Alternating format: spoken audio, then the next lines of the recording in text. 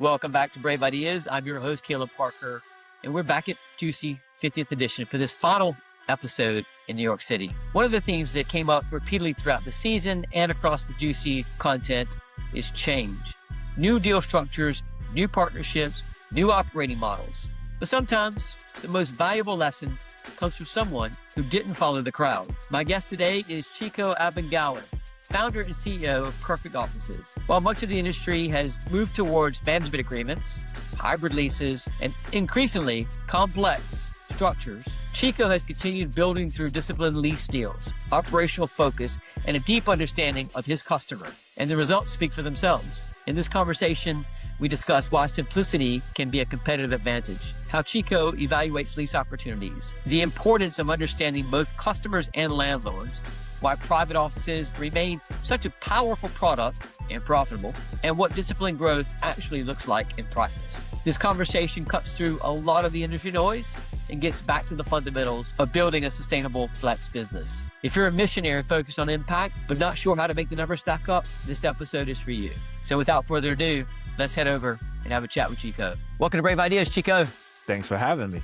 It's my last episode at Juicy and my first ever Juicy America over here, J Suites in Manhattan. Got a shout out to Liz Elam for putting this on. It's been a great conference.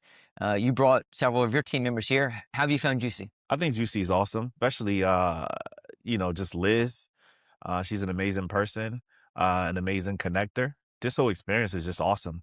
Get a chance to meet really cool people, learn from different operators in terms of just like how they run their business, different things that they experience that I haven't experienced that I would like to implement with our operations. I think it's amazing. I agree. And it's one of the reasons that we do this podcast is we share the same belief that Liz does, that a rising tide lifts off ships. And we want to share best practice and get everybody sharing insights and learning from each other. One of the things that has happened in the last, 6 years in our industry is many operators like yourself, legacy traditionally have been on a lease model. And they've grown through that model. They've shifted and gone into management agreements, hybrid leases. We talked earlier today about profit sharing leases, but not you. You guys have stayed in your lane, focused, and grown through the lease model. Why have you stayed on lease and not gone into partnership model with landlords like everybody else? I mean, I think for us, it's just like keeping it simple, and it's what's worked for us. I didn't even know these other models existed, to be honest with you. When we first started, I started with the lease. So that's kind of what I know. And it's worked for us. So when it comes to doing a lease deal with a landlord, what have you learned from the first deal as you structured to now that you would advise anybody else going down that path that say, don't do this or make sure you do that? So we've done over 26 different deals, lease deals. Each of them are different. Each landlord emphasizes on different points and different things. It's like dating, every person has something unique to them that you have to either bring to the table for the deal to work. What I've learned is that you have to kind of learn what the landlord is comfortable with and also know what you want to accomplish before you can make the deal pretty much work. Some landlords want a long-term tenant. Some landlords want a tenant that pays rent. Some landlords want a tenant with less traffic. Some landlords don't mind a tenant with more traffic. So it's almost understanding what the landlord wants and making sure that what you bring to the table kind of matches that too, and vice versa. We don't deal with every landlord. There's some requirements that we have based on the clients that we're serving. And those landlords have to meet that need. Like one of the things that we like is landlords that have ample parking, because a lot of our tenants service different clients and they like to be able to have their clients pull up and park without having to pay or no hassle. In the last episode we recorded today, Kirill was talking about doing landlord deals. And one of the things that he said, number one, the very first thing you need to make sure is that you and the landlord like each other. Have you done any deals with a landlord you didn't like? Yes, because I liked the deal. So there's a low rent, or it was incentives, it was a great location. I did a deal with the landlord that I didn't like in the beginning, but the landlord ended up liking us. Let's put it this way. The landlord didn't like us, which made me not like the landlord. But I liked the deal enough that I was willing to put that to the side. And you ended up liking each other in the end.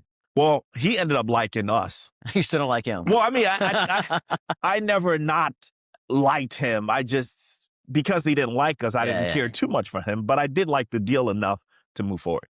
Yeah, so the landlord, I think when we were first initially getting started, he had a quote unquote Class A building, but it was in the suburbs. And he didn't like the fact that we also catered to not just business professionals, but massage therapists or lash techs or nail techs or whatever, other entrepreneurs. So when the tenants would sign the lease, what they'll do, they'll put their address, our address. They'll use that to have stuff delivered to them. So one day he pulls it up and he notices that one of the massage therapists had used the address, and he just felt like that didn't make his building stand out as a Class A building, and his creditors actually reached out to him about it. So he reached out to me about it, and he was like, "Hey, I really don't like this," and we just kind of went back and forth. And this was before. Was this over email or was it a phone call? It was phone calls, it was emails, it was everything. What happened is, during that process, that was around the same time that COVID happened.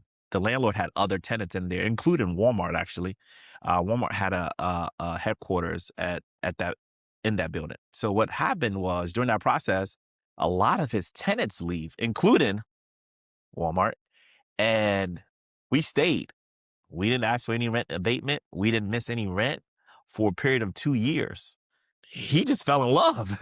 And he would call and check on us each month. He's like, "Hey, look, are you guys going anywhere? Is everything okay?" And I'm like, "Hey, all is well." And we'll, send our check. So he ends up buying another building right down the street. And before he bought that building, he just kept calling me every single day. He's like, "Hey, look, do you want a whole entire floor?" Eventually, we end up doing a second deal with him. But he loves us. If you call him today, he'll tell you any building he buys, he always tells me, any building I buy, I'm calling you all first. That's awesome. Yeah. That's a great testament to building a relationship with somebody, but it's also a great testament to our industry. We thrive when the economy is good, and we thrive when the economy is not good. I agree. Companies are growing. They need agility to be flexible. When they're downsizing, they need the same agility. Not the same necessarily in traditional office space, where it's a lot more static versus the dynamic dynamicism we have. I think when it comes to turning that landlord around, are you using them now as a case study, as a testimonial when you're trying to do deals with other landlords? Not necessarily, but if a situation comes up where a landlord is pushing back on a deal because they're not comfortable with our business model, that's a story that we can tell. I think our business model and our industry really excels in downturn markets, because during COVID, I think we were at 8 locations, and within that 2 years period, we went from 8 locations to 16 locations. And mind you, these locations that we have are 15,000 to 30,000 square feet, where you have 50 to about 100 private offices. So during the COVID years, you doubled your portfolio. Yes, we did. That's phenomenal. Another testament, another feather in the cap of Flex, because so many times landlords look down on our industry as maybe devaluing their building for various reasons, right, notwithstanding the one you described a moment ago. In reality, when you flip it, we're actually providing a ton of value to their building. We are. In that respect. Yeah. The industry, we're known for supporting a diverse mix of customers. Historically, we've had a lot of, it was very much a private office business. In the UK, we call it serviced office. Here it's executive suites. Coworking's come onto the scene in the last, decade or so. And we've had this sort of bifurcation between private offices and open plan co-working. In either case, you have this diverse mix of customers. In London, there's a company called TradeStars. And what they do is they say they support the new entrepreneurs. The new entrepreneurs are your TikTok stars, your social media selling folks, your Instagram influencers. And they've created basically an executive suite for that type of customer. I don't know if it's right to say this, but I think you support the traditional entrepreneurs, still with a diverse mix of folks, in an executive suite style. You haven't gone down the co-working path that a lot of our friendly competitors have. Why? Again, I think it's just like what I know and how we started and what works for us. We cater to the entrepreneur. The entrepreneur has a lot of different industries that they pursue. And we cater to the entrepreneur that wants a private office and other services. So there might be an entrepreneur that's not interested in a private office, but they want a membership. They can get a membership from us. But majority of our business, about 80% of our business, is that private office tenant that's interested in designing their office the way they want their office, having a private office space, carrying out their business, whatever their business may be. We cater to the entrepreneur, not necessarily a specific market or a specific demographic. That was my background. When I started my first business, I just wanted something affordable.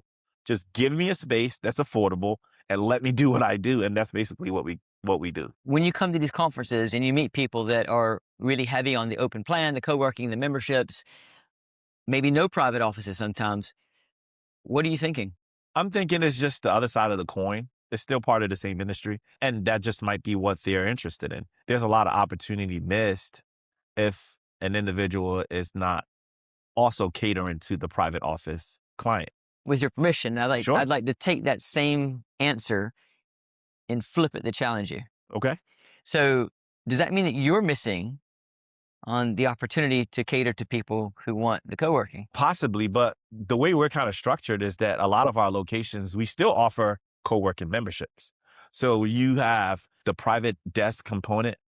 We also have the membership component. We also have event spaces or conference rooms and flex offices. So we do cater to some level of co-working, but majority of our business is definitely private offices.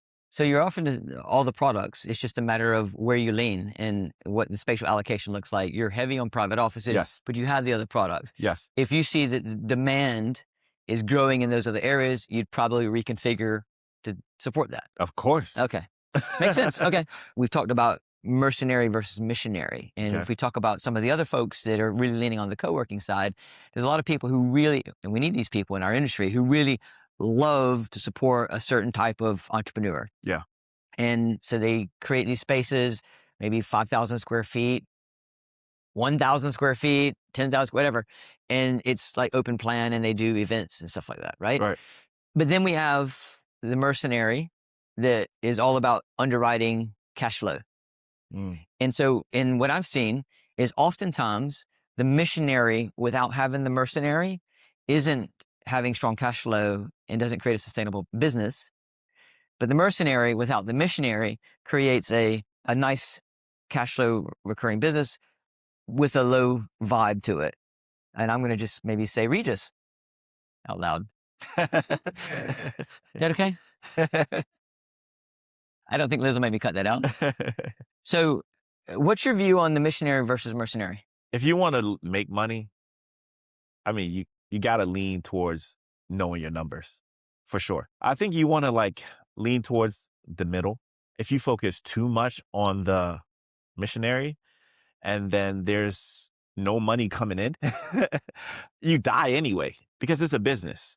You have employees, you have clients. Your employees are not working for free. You get what I'm saying? So you need to focus on that number and the mercenary part of it in order to bring it to a sustainable point that you can incorporate that missionary aspect to your business pretty much. So for your brand, when you're looking at new acquisition opportunities, what is there a minimum footprint that you need to make it profitable? The bigger, the better. It allows you to be able to have more opportunities for more clients. Smaller locations don't work as well because of the costs associated with it. Now, again, if everything is free, if I'm getting the coffee for free, if I'm getting employees for free, obviously, but you're not, there's expenses to everything and the expenses just keep going up. So obviously that's something you have to take into consideration. Just on this last point here around the profitability and the size, to your point, if you have a 10,000 square foot space and a 20,000 square foot space, you're probably going to have the same overheads, but you're going to double your revenue opportunity. For us, we don't touch anything unless it's 20,000 square feet. Okay. I think some others have figured out a way to do it at 10 to 12, or sometimes 15,000 square feet. When you're looking at going in and acquiring new spaces, is this a cookie cutter for you? Are you basically saying, here's my footprint, here's my staffing model, here's my customer experience, here's my spatial allocation to private offices to open plan, copy, paste, copy, paste? Yeah, I think a little bit of that is going on. And to answer your question specifically, I like to stick with at least 15,000 square feet.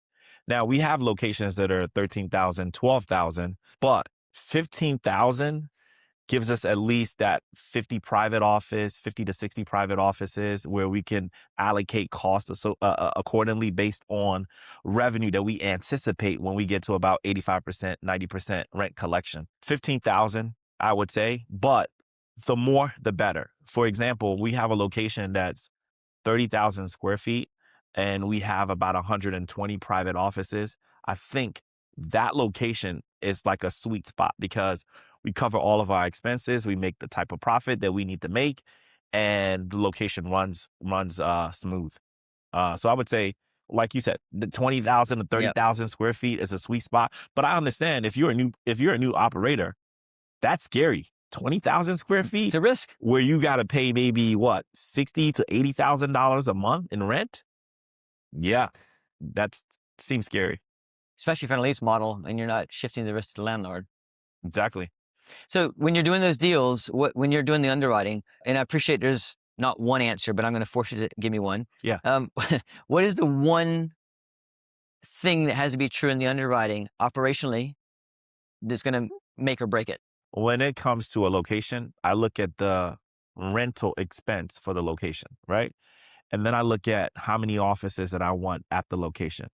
If my minimum price, right, meets the total expense of that rental obligation, then I know how it could possibly perform. Let's say there's a location and it's 15,000 square feet and it has 50 private offices, right? If I look at the rents, let's say the rents are $25,000, right? If I take that $25,000 and divide it by 50 offices, what do I get? I don't know off the top of my head, well, but let's make up a hand. But that number is relatively closer to the bottom of what our average rents are. Okay. And if that number works for me, I'm comfortable with the deal because I know how much more we can really scale that up with virtual mail and with flex offices, with a whole bunch of other things that we have that are secret sauce to our business to help us to be able to make a profit. So when you're looking at the space, and I just want to make sure I understand this, when you look at it, do you do a full 10-year pro forma to say, okay, here's my ramp up period, here's how much CapEx needs to go into it, OpEx, working capital, and then over the next 18 months it's going to take me to get to this occupancy, and then in year 5 I'm going to make this much per square foot? It's not that detailed. Okay. For me, it's not. No. For me, it's more of like the basic number, right? And sometimes I'll do this, but it's not that serious. But sometimes what I'll do, I'll take, because we sign like maybe a 7-year, 10-year deal. So I'll take the rent number 10 years later, right? Okay. Take that number and then add about whatever profit margin that I want. So it could be like maybe 20,000 or 30,000. Take that number, divide it by the total offices, and that's where I start with my pricing. So from day one, I'm already profitable, and day one, I'm already profitable for 10 years from now. So how do you know that?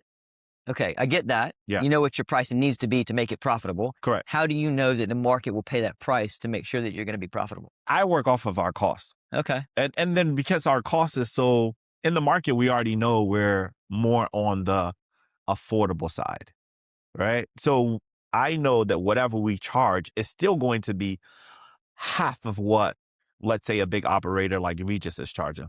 Let me give you an example. So most of our offices are about 150 square feet to 250 square feet. For something like that at a Regis, it's probably going to be anywhere between 1,500 plus, okay? In our space, it's probably around $500 to $1,000. For us, as long as our expenses kind of works out, we can be anywhere. I mean, we haven't had a market that we've been in that didn't work. Now, some locations take a little bit longer to ramp up. Some locations, it might take us 15 to 18 months to ramp up. And some locations, our fastest location we opened up a location where we literally filled up 50 of the offices in one day. So It's a it's good day. different. Yeah.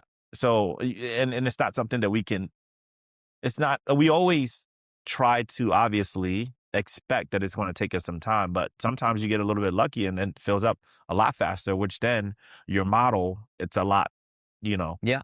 better. And in the Regis example, they're probably going to quote that price as like 2 workstations. Right. And they're going to say $1,500. It's really $750 per workstation. Uh-huh. But I understand you're not approaching it that way. No. So we don't rent based on how many desks that you can fit in there or how many individuals. So we just rent you the office space, because sometimes an individual might just use 150 square feet or 250 square feet for themselves, or they might have a team of 4 in there, but we charge per office, not necessarily per an individual in the office. Okay. Yeah. Yeah, look, I'm asking these questions because it's different than what I know, Right. and I think it's important to understand that. And it doesn't mean that your way or my way is any better, Of or course. not even my way. But what Regis charges and what you charge is not saying one's better, but it's important for everybody here to see all the different ways of doing things, right? Right. And clearly, you're successful. You doubled your portfolio in that time period. Hey, everybody. I'm breaking into the podcast. My name is Liz Elam. I'm the founder of Juicy. And I wanted to break in and let you know that there's other ways to be connected to Juicy. So you can join Juicy membership if you go to juicy.co, which is gcuc.co. On membership, you can find a really great deal right now. We're running a summer series.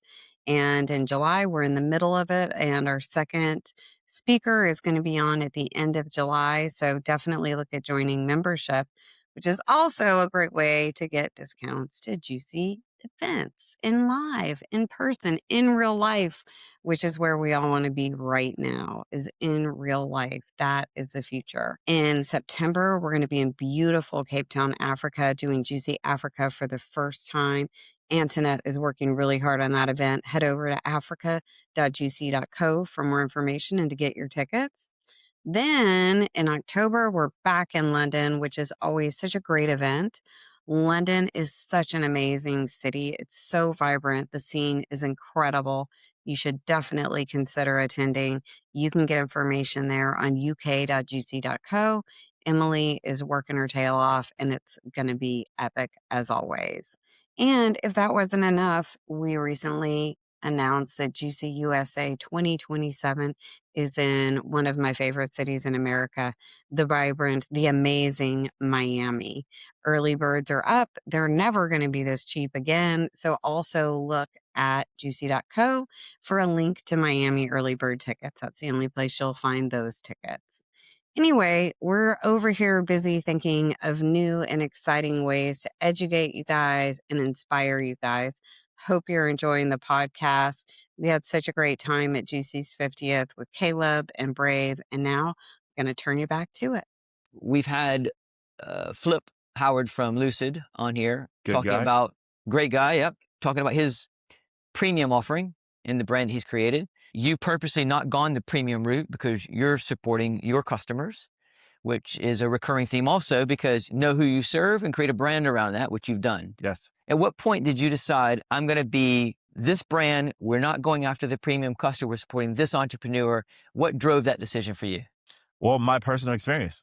So you got to understand, when I got out of college, I worked for a staffing company for 2 years, right? And then left that staffing company, worked for another staffing company for 2 years. And at the age of 26, I decided I wanted to start my own business. So I was 26 years old, didn't really have any money, had $1,000 in my bank account, right? But I had just quit my job at 26, but I wanted to start my own business. So I realized that in order to start my business and the license that I was trying to get, I needed a physical address. I didn't know anything about virtual mail. I didn't know anything about that. So I was thinking I need a physical office space in order to get my nurse staffing license that I needed, because I was starting a staffing agency.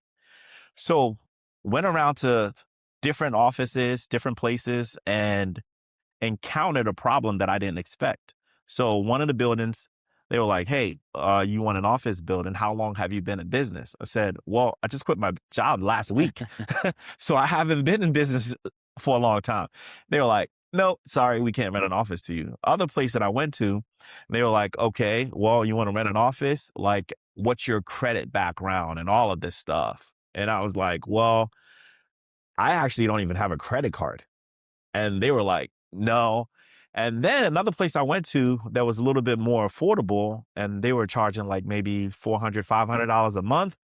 Walked in there, didn't like the way it looked, didn't like the way it smelled, and I think I probably saw a cockroach. So I was like, probably not me, right? So in that process of looking for something that was affordable but professional and also had a flexible lease, I didn't really find anything. But I did come across the place that I rented, which worked out for me because the landlord at the time, based on the situation they were going through, they didn't ask me for how long I've been in business. They didn't ask me for my credit history.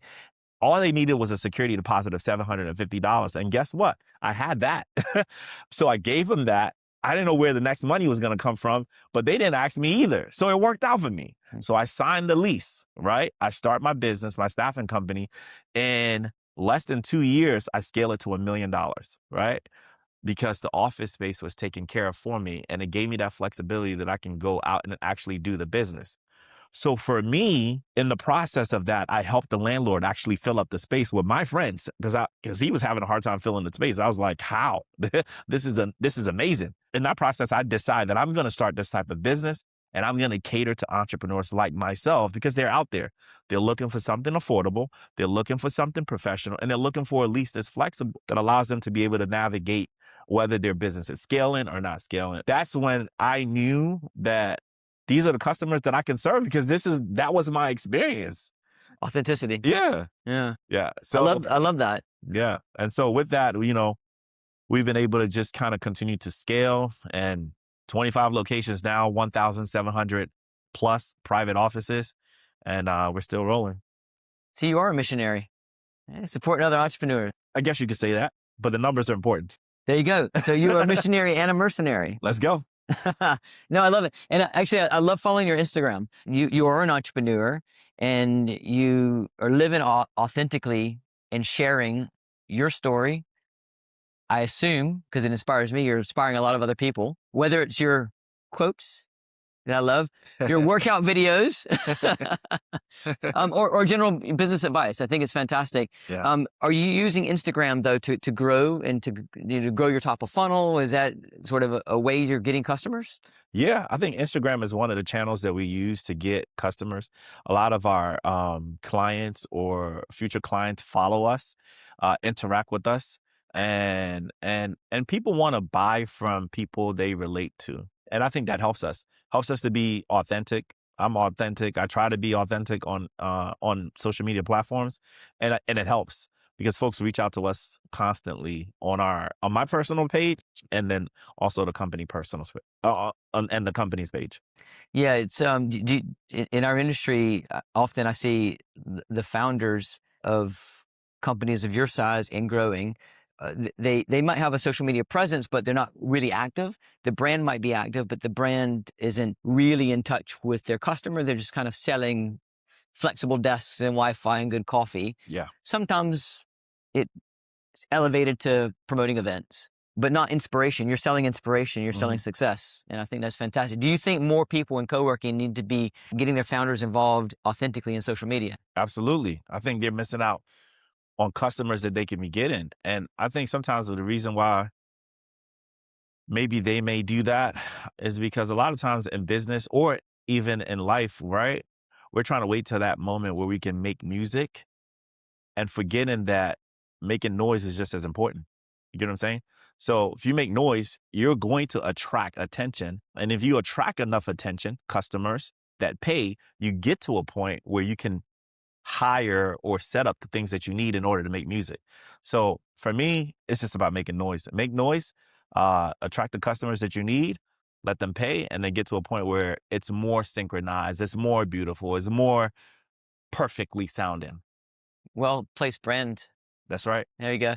Yeah, attention is a currency. And I think you're 100% right. It fills the top of the funnel and you just nurture that funnel ultimately. But when it comes to social media, is there something that you have to avoid doing? Is there anything that people are getting wrong that you would say that they need to avoid? I would say there's customers on social media. If you're not participating, you are missing out. And then you're leaving those customers to me, and I'm going to get them. So we have a question from the audience, Shai from Jersey City. She's an operator. She has 11,500 square feet, and she wants to expand her footprint into new locations. She's facing some objections from landlords who don't want co-working in their building. You had a landlord that didn't like you, they didn't want you, but you've turned that around. What advice would you give her in having conversations when she faces these objections? Yeah, I would say find out exactly what the landlord's objection is. Once you know what the landlord's objection is, then you know whether you can change that or not. Because there's just certain objections that you might not be able to change. Let's say, for example, if you're in a building and the landlord only wants 10% co-working, well, if you have 10% of the space, there's no way you're going to be able to change that, because in the landlord's mind, based on their portfolio, they only want 10%. So you're not going to be able to change that regardless of how amazing you might be. So find out what the true objection is and figure out if it's something that you can help the landlord change. Yeah, that's good advice. And it's the same thing you would be talking about with a customer that's coming in and objects to a shared environment. Right. What's the objection? Right. It's consultative sales, right? Yeah. Like, you got to figure out what the objection is. If I'm a female and I don't like short guys, it's not going to work, There's nothing wrong with short guys. Right. Yes, there's not. But I'm just saying, if that's her objection and you're, 4'8", there's no way around it. Just move on to the next one. If a landlord's listening and they have some objections to co-working, they think it's going to devalue their building, how should they be thinking differently? Well, I mean, it depends. So we've had landlords basically moved into their building. So let's say, for example, a building that's like 4 stories and we occupy a whole entire floor. And this actually happened during COVID, where we were the only ones in the building. As time progressed, most of our tenants grew out of our space and then wanted other space, something bigger for themselves. And there's a location that we have, our Laurel location pretty much, where 80% of the tenants that are in the building are either our tenants or grew from us to become the landlord's tenant. That's the story that I always use for landlords, how we can add value to them and to their building. To feeder. Yeah. Yeah, it's their top of funnel, potentially. Yeah. Chiko, with the landlords that you deal with, that you're the tenant with, which I want to come back to the tenant word in a moment, by the way, are you finding that there's opportunities within the building for you to serve the building as well, outside of just feeding them future customers? That's a conversation that we haven't started having with landlords. But yes, like our amenity spaces, like our conference rooms, our flex space, and things like that we provide, those are, if integrated well, those are things that other tenants in the building can use. Or even there's a couple locations where landlords have their own nicer conference room. Maybe we can manage that or something like that, or figure out a way to kind of integrate that. But yes. Yeah, it makes sense. And I think there's opportunities as well for operators to come in and run the front of house of the building, because often the landlord puts someone at the front desk that's kind of like a grumpy security guard. And right. You probably have a really bubbly person that's greeting people when they come in, and imagine them being the first experience people walk into the building. So I want to end on a word that you've used a lot today, and the word's tenant. And that word has been around our industry for a long time. Some would say hundreds of years, actually, if you go way back. In recent times, we've moved to start calling tenants customers. And then even further, some people say members. Do you object to customers, members? You prefer tenants, and why? For us, we call our private office renters tenants. And then we call our non-private office renters members. I don't object to any. Doesn't really matter to me, just as long as you're paying your rent. Which, by the way, when we had a call ahead of this, I asked you one, and I'll ask this, I'll just maybe say this and you can elaborate. I asked you what the hardest part of this business is. And you said getting people to pay their rent. How do you manage that? I think we manage that a couple different ways. One of the ways that we manage that is through a bonus incentive for our employees. So there's different levels of bonuses that our team members unlock when they reach different levels of rent collection. So I think I mentioned, I don't know if I mentioned to you, but I don't really care about occupancy. Occupancy means nothing to me. Like you can be 100% occupied and 0% rent collected. So you can walk around and say, hey, I'm 100% occupied at my location, but it doesn't mean anything. So I always say that you want to count. I don't care about occupancy. I care about rent that you see. Okay. So our bonus structure is based on like rents that we actually collect. I think that motivates our team to be able to make sure that tenants are making their rent payments or in a position to make their rent payments, whether it means like us helping them find more customers or us helping to show them how through the rental platform they can borrow money and pay their rent until they can, pay. So a whole bunch of different things, but we incentivize the team. Then the team has an incentive to make sure that the tenants pay their rent on time. It's probably the hardest part about this business is, especially if you have the missionary and the mercenary together, is you want to support people like you used to be. Yes. But then you were a risky bet back then. It paid off for your landlord. Paid off. And I'm sure it pays off for you 9 times out of 10. Yeah. But that 1 time out of 10 becomes that conversation. Is it a difficult conversation to have when somebody isn't or can't pay? When you really want to support them? Of course, it's a difficult conversation to have. And I think that's what separates the operators that are successful and the ones that are not. Or the operators that are in business and the ones that are not, because it's a hard conversation, especially when you lead with the missionary, right? And you go to a tenant and you ask them, you say, hey, look, you've done well these 2 months in terms of making your rent obligation, but on this 3rd month, you're not. Well, then the tenant reminds you, hey, I thought you were in this thing to save the whole world. So why are you bugging me about this one time I didn't pay rent? So that's what I'm saying. You have to balance it. They have to understand that this is a business, but at the same time, you will support them in ways that you can. Chiko, thanks for sharing transparently your views on this and how you guys are operating, how you guys are growing, having success. Your missionary and mercenary blend, it's inspiring. And I think it's good for everybody to see that the fundamentals of this industry is sort of across the board. How we operate might be different, and there are different ways to do that. Really appreciate it, and I look forward to continuing being inspired by you. Thanks for having me. Thanks for coming on, and thank you for tuning in. Until next time, take care of yourself.